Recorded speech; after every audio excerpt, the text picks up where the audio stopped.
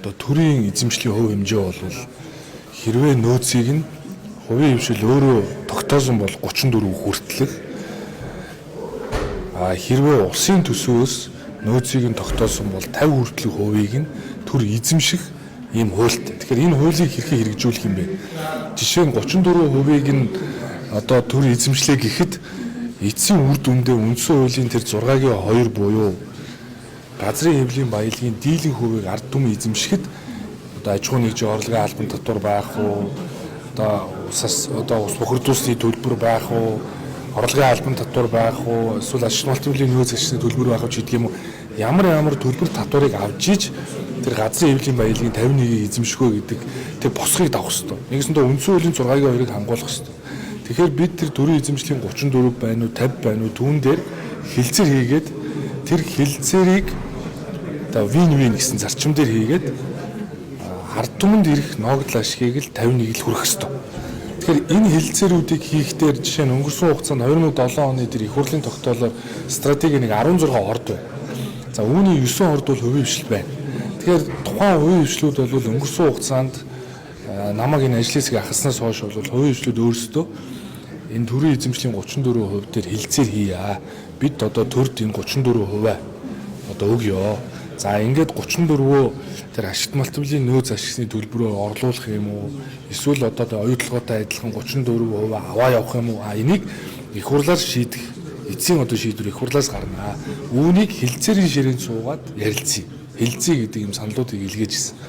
Тэгэхээр энэ ажлыг мэдээж хурдлуулах үүднээсээ болвол эдийн засгийн хөгжлийн яамнаас санал болгоод засгийн газрын бүрийн эрх төлөөлөгч буюу стратегийн орнуудын төрийн эзэмшлийн хувь хэмжээг тогтоох асуудал төр хилцээр хийх үүрэг бүхий бүрийн эрх төлөөлөгчийг томилсон. Тэгэхээр энэ бүрийн эрх төлөөлөгч болвол өөрөө засгийн газрын нэгдсэн байр суурийг илэрхийлэх хэрэгтэй юм субъект биш ээ. Гол нь бүрийн эрх төлөөлөгч болвол мэдээж одоо дид ажлын хэсгээ байгуулад санхүүгийн баг аваад, хуулийн баг аваад, санхүүгийн шинжээч нарын дүгнэлтэнд үндэслээд, хуулийн шинжээч нарынхаа дүгнэлтэнд үндэслээд Монгол талд хэрвээ энэ тохиолдолд ард түмэн тэр газрын хэвлэлийн баялагийнхаа 51% авна. Энэ тохиолдолд бол илүү ашигтай гэдэг хувилбаруудыг том ажлын хэсгээр танилцуулаад тэр ажлын хэсгийн дүгнэлтийг засгийн газрын хуралдаанаар оруулаад шийдвэр гаргаад нэгдсэн байр суурийг засгийн газар гаргаж илэрхийлнэ. Тэгэхээр засгийн газрын бүрийн эрх төлөөлөгчд бол би Бацаандан бүрийн эрх төлөөлөгчд бол хэлсэн. Та бол цаашдаа энэ дид ажлын хэсгээ ахлаад хилцэр хийхдээ заавал санхүүгийн баг оруулнаа. Мэргэжлийн байгаль орчны шинжээчийн баг оруулнаа. Хууль эрх зүйн баг оруулнаа. За дээрээс нь уул уурхай энэ салбар учраас технологийн баг оруулнаа. Ингэж яагаад мэргэжлийн шинжээч нарын дүгнэлтийг үндэслээд хувилбаруудаа засгийн газрын хэрэгжлэх газрын дараагаар ахлуулсан ажлын хэсэг танилцуулаа. Энэ ажлын хэсэгт хууль зүйн сайд байгаа, сангийн сайд байгаа. За одоо Эрдэнэс Монгол нэгдэл одоо холбогдох салбарын төлөөллүүд байна. Энэ том ажлын хэсэг дээр хувилбаруудаас аль хувилбар нь зөв бэ гэдэг хувилбарын сонголтыг хийгээд засгийн газрын уралдаанд үндэсний дүгнэлт оруулах хэрэгтэй. Ингээд засгийн газар нэгдсэн байр суурийг илэрхийлнэ. Тэгэхээр ер нь бол засгийн газрын байр суурийг илэрхийлэх эрх бүхий субъект хэн байдаг вэ гэхээр Монгол Улсын ерөнхий сайд л байдаг. Ерөнхий сайд хэрвээ хэн нэгэнд эрх олгосноор засгийн газрыг төлөлдөг. Жишээ нь гашуун сухад ганц модын хил холбооны төмөр зам бүтээн байгуулалтын энэ төсөл дээр гарын үсэг зурх эрхийг Туван сайд, Дэлгэр сайхан сайд нарт олгожээ. За одоо жишээ нь энэ газрын төсний үйлдвэрийн одоо төслийн санхүүжилтийн асуудал дээр одоо Туван сайд олгож яаж гэдэг юм. Тухайн этгээдэд тэр эрхийг олгосноор тэр эрхийг авсан засгийн газрын гишүүн засгийн газар төлөлдөг.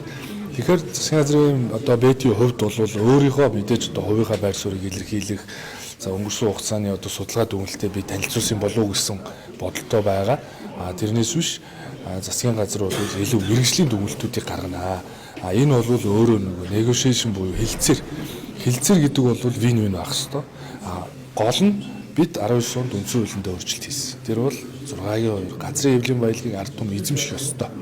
Гэхдээ энэний цаана бизнес явж байгаа учраас бизнес нь аль талдаа хилцээрийн үр дүн болвол одоо маш олон хувилбарууд дээр аль алин дээр буулт хийдэг ч юм уу. Ингээ хувилбаруудыг гаргаж тавьжгаараа одоо онцлогтой л гэдгийг хэлэх ёстой. Тийм учраас цаашдаа бол тэгж ойлгох ёстой. Үндэсний баялагын сангийн хуулийн хэрэгжилтийн ажлын хэсэг энэ 34-50% хилцээр ажлын хэсгийг ерөнхий сайдын захирамжаар хэрэглэх газрын дараагаар ахлуулсан ажил хэсэг ажиллаж байгаа. Үүнд бол засгийн газрын бүрэн эрх төлөөлөгч бас ажил хэсэгт байдаг. Миний хувьд бол засгийн газрын одоо бүрэн эрх төлөөлөгчийг хилцээрийг ахалгад дид ажлын хэсгээ ахлаад хилцээрийг хий.